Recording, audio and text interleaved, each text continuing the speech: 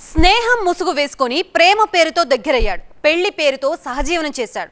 అంతా అయ్యాక అనుమానంతో టార్చర్ పెట్టాడు. హైదరాబాద్ సోమాజిగూడలో జరిగింది దారుణం. లవర్ ఉన్మాద చర్యకి తట్టుకోలేక పంజాగుట్ట పోలీసులకి ఫిర్యాదు చేసింది బాధిత యువతి.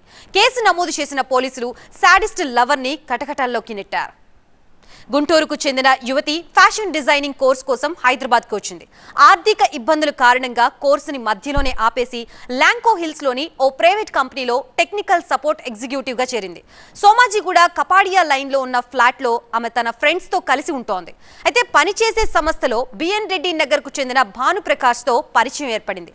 ఆ పరిచయం కాస్త ప్రేమగా మారింది. యువతిని పెళ్లి చేసుకుంటానని నమ్మించి శారీరకంగా దగ్గరయ్యాడు భానుప్రకాష్. కొద్ది రోజులు బాగానే ఉన్నా ఆ తర్వాత యువతిపై అనుమానంతో వేధించడం, కొట్టడం మొదలుపెట్టాడు.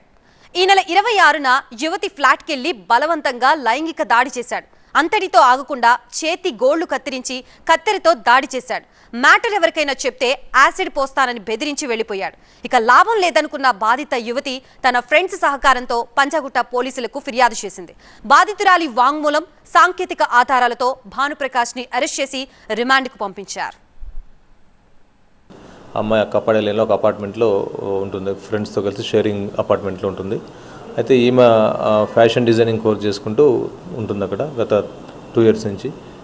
ఒక పర్సన్ 2 years నుంచి కోర్సులో పరిచయంలో ఉన్నటువంటి ఒక వ్యక్తి భానుప్రకాష్ అనే వ్యక్తి 23 years, అతను ఎల్బీ నగర్కి సంబంధించిన వ్యక్తి. అతనితో పరిచయం ఏర్పడటంతో మధ్యలో ఆ అమ్మాయి ఇండిపెండెన్స్ ఇవ్వకుండా అమ్మాయికి బాగా ఇబ్బంది పెట్టడం, శారీరకంగా మానసికంగా వేధించడం లాంటివి చేస్తుంటే అమ్మాయి కొంచెం అవాయిడ్ చేసినట్టు చేసింది అనమాట. కానీ అపార్ట్మెంట్లోకి బలవంతంగా డోర్ కొట్టడంతో అక్కడ లోపల ఉన్న ఇన్మేట్స్ డోర్ తీశారు. వాళ్ళు చెప్పి వారిస్తున్నా కూడా అతను లోపలికి వచ్చి అమ్మాయిపై లైంగిక దాడి చేయడమే కాకుండా తర్వాత ఆ అమ్మాయికి సంబంధించిన ఒక సర్టిఫికేట్ చించడం, లోపల ఉన్నటువంటి ఎలక్ట్రికల్ ఐటమ్స్ని వాటిని డ్యామేజ్ చేయడం లాంటివి చేశాడు.